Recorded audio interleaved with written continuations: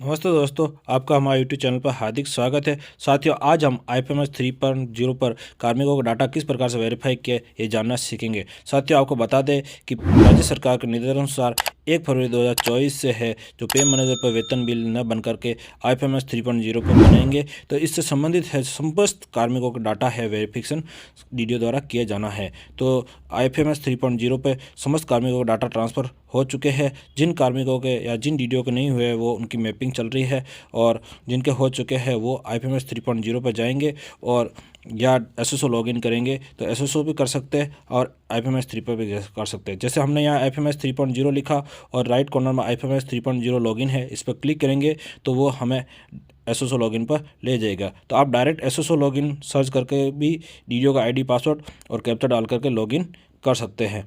तो जैसे हम DDO का ID पासवर्ड डालेंगे, कैप्चा डालेंगे, लॉगिन करेंगे और है हमें जो IFMS 3.0 पे क्लिक करके IFMS 3.0 पर पहुंचना है। वहां DDO के एक्सेस रोल में हमें है जो लॉगिन करना है।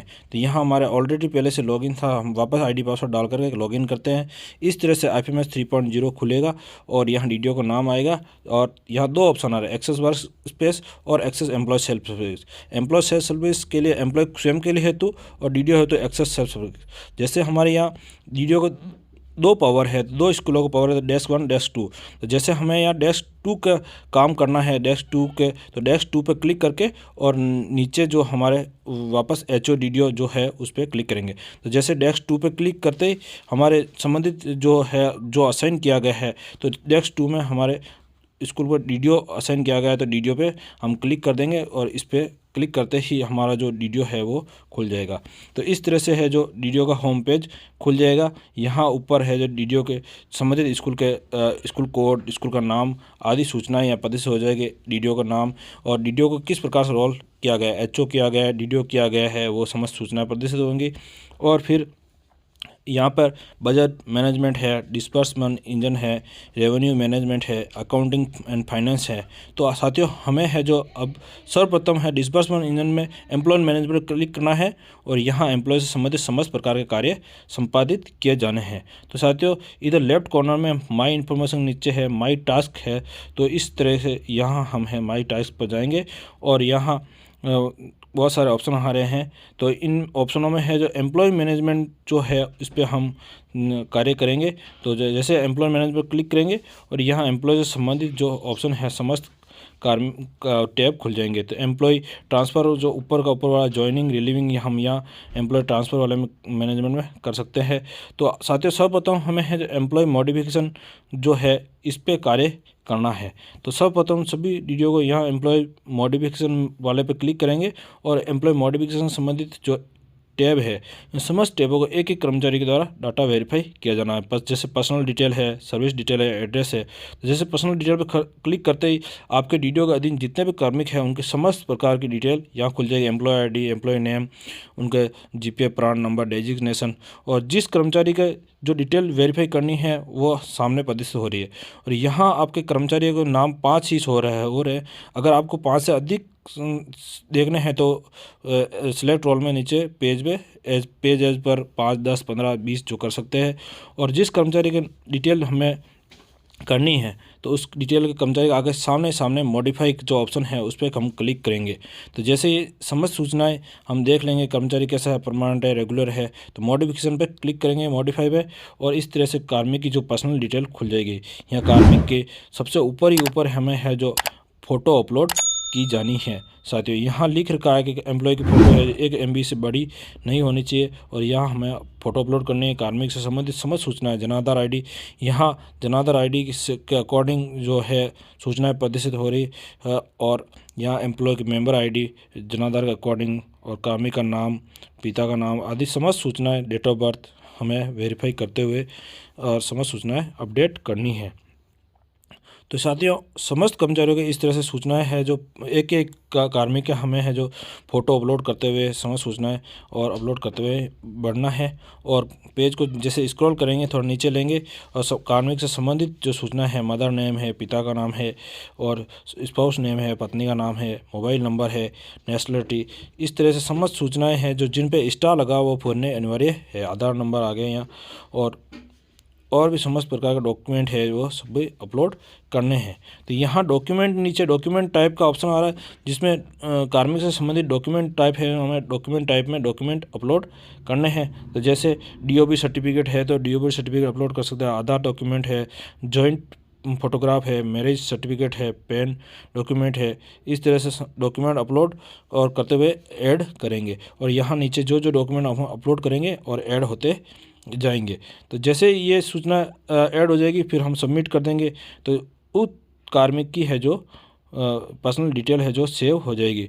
फिर उसके पश्चात है हम अगली डिटेल है जो उस पर सर्विस डिटेल है, एड्रेस डिटेल है, ऐसे एक एक हम है जो अपडेट करेंगे। तो पर्सनल डिटेल एक कार्मिक सेव करने के बाद सर्विस डिटेल पे हम क्लिक करेंगे, और सर्विस डिटेल पे जैसे क्लिक करेंगे तो संबंधित कार्मिकों की सूची फिर से खुल जाएगी, और जिस कार्मिक की करनी है उसके सामने मॉडिफाई पे क्लिक करेंगे, उस कार्मिक से संबंधित है जो पूरी डिटेल यहाँ हमारे सामने प्रदर्शित हो जाएगी। तो कार्मिक की कैटेगरी, सबऑर्डिनेट, सब कैटेगरी और डेजिग्नेशन, और जितने प्रकार की है, अपॉइंटमेंट ऑर्डर है, अपॉइंटमेंट ऑर्डर डेट है, और इस तरह से समस्त सूचनाएँ हम है जो यहाँ सेव कर देंगे। तो जैसे कार्मिक की यहाँ अपॉइंटमेंट ऑर्डर है और अपॉइंटमेंट डेट है वो भी हमें यहाँ लिखनी है। तो कार्मिक किस डेट को अपॉइंट हुआ कि तो वो समस्त समय यहाँ सेव करनी है। इस तरह से हम कार्मिकों के समस्त डाटा सूचनाएं सेव करते हुए पेज को आगे स्क्रॉल करेंगे, और डेट ऑफ प्रेजेंट डेजिग्नेशन यानी वर्तमान पद क्या है, अपॉइंटमेंट डेट क्या है, डिपार्टमेंट क्या है, समस्त प्रकार की सर्विस से संबंधित सूचनाएं हमें यहाँ सेव करनी है। डेजिग्नेशन जैसे अपॉइंटमेंट अथॉरिटी का क्या है वो है, समस्त सूचनाएं यहाँ हमें एक एक कार्मिक की सूचनाएं प्रदर्शित हो रही है, उसके अकॉर्डिंग जो स्टार लगे हैं वो सूचनाएं हमें भरनी अनिवार्य है। तो इस तरह से हम है जो समस्त कार्मिकों की सूचनाएं यहाँ सेव करते हुए चलेंगे, और फिर नीचे है जो जा कर के हमें डाटा को सबमिट करके सेव कर देंगे। तो यहाँ कार्मिकों के इस तरह से जीपीएफ नंबर वगैरह भी आ रहे हैं, और ग्रुप नेम और एचएस बेल्ट नंबर और समस्त प्रकार की सूचनाएं हमें एक एक डिटेल वेरीफाई करते हुए सेव करनी है। फिर है साथियों आगे संबंधित जो डॉक्यूमेंट है, ज्वाइनिंग है और वो इस तरह करना है, वो भी हमें यहाँ अपलोड करना है। जैसे अपॉइंटमेंट लेटर, कंफर्मेशन ऑर्डर, तो इस तरह से हमें यहाँ एक एक चीज़ को या पीडीएफ के द्वारा है जो चूज़ फाइल के द्वारा ऐड करना है, ऐड करके फिर सबमिट कर देना है। तो जैसे ये चीज़ सर्विस डिटेल कंप्लीट होने के पश्चात हमें है जो आगे एम्प्लॉय मॉडिफिकेशन में जा कर के है जो अन्य सूचनाओं को भी हम सेव करेंगे। तो जैसे सेव सबमिट कर देंगे, और फिर है पेज को स्क्रॉल करके ऊपर ले लेंगे, और यहाँ हम है जो एड्रेस से संबंधित जो भी कार्मिक जो एड्रेस है वो एड्रेस भी सेव कर देंगे। सर्विस डिटेल के पश्चात एड्रेस का ऑप्शन है साथियों। तो जैसे हम एड्रेस पर क्लिक करेंगे फिर वापस संबंधित कार्मिकों की समस्त कार्मिकों की सूचना खुल जाएगी, और है जो फिर वापस संबंधित कार्मिक के मॉडिफाई पे क्लिक कर देंगे, और इस तरह से कार्मिक का एड्रेस वगैरह समस्त खुल जाएगा। कार्मिक employee ID, name, present address, permanent address. अगर परमानेंट एड्रेस और प्रेजेंट एड्रेस सेम है तो इस यहाँ क्लिक पे कर देंगे, सेम एज परमानेंट एड्रेस पे क्लिक कर देंगे, और वो इस तरह से सेव हो जाएगा, और हम है जो सबमिट कर देंगे। तो इस तरह से ये एड्रेस सेव करने के पश्चात है हम है जो बैंक डिटेल पर क्लिक करेंगे। जैसे बैंक डिटेल पर क्लिक करेंगे और डीडीओ के अधीन जितने भी कर्मचारी समस्त की सूचना प्रदर्शित हो जाएगी, जिस कर्मचारी की करना उसके नाम के सामने बैंक डिटेल पर क्लिक करेंगे, और उससे संबंधित है जो डाटा फिर से खुल जाएंगे। Bank account, IFSC code, bank की शाखा, आपके अकाउंट नंबर, और फिर डॉक्यूमेंट टाइप है बैंक डायरी वगैरह आप यहाँ अपलोड कर सकते हैं। तो इस तरह से हमें है जो समस्त कार्मिकों के आईएफएससी कोड, बैंक डायरी वगैरह मिलान करना है, क्योंकि कुछ कर्मचारियों ने अपना अकाउंट ट्रांसफ़र भी करा दिए होंगे, तो हो सकता है आईएफएससी कोड वगैरह मिसमैच हो, तो हमें इसके अनुसार डाटा सेव करने हैं। फिर है जो फैमिली एंड नॉमिनी डिटेल, तो समस्त कार्मिकों को जिन जिन के फैमिली एंड नॉमिनी डिटेल है संबंधित के नाम के आगे मॉडिफाई पर क्लिक करेंगे, और संबंधित कार्मिकों के जितने भी नॉमिनी है जो सदस्य है परिवार के, वो समस्त की डिटेल है जो ओपन हो जाएगी, और हमें है जो नॉमिनी की संबंधित सूचना अपडेट करनी है। फिर है जो अगला ऑप्शन है पे इनिशियलमेंट जो है डिटेल है, पे से संबंधित जो डिटेल है, कार्मिक की क्या बेसिक है, क्या डीए एचआरए क्या है, वो समस्त सूचना प्रदर्शित हो जाएगी। और अलाउंस जितने सैलरी अलाउंस है, बेसिक कितनी है, तो वो समस्त यहाँ सूचना प्रदर्शित हो जाएगी।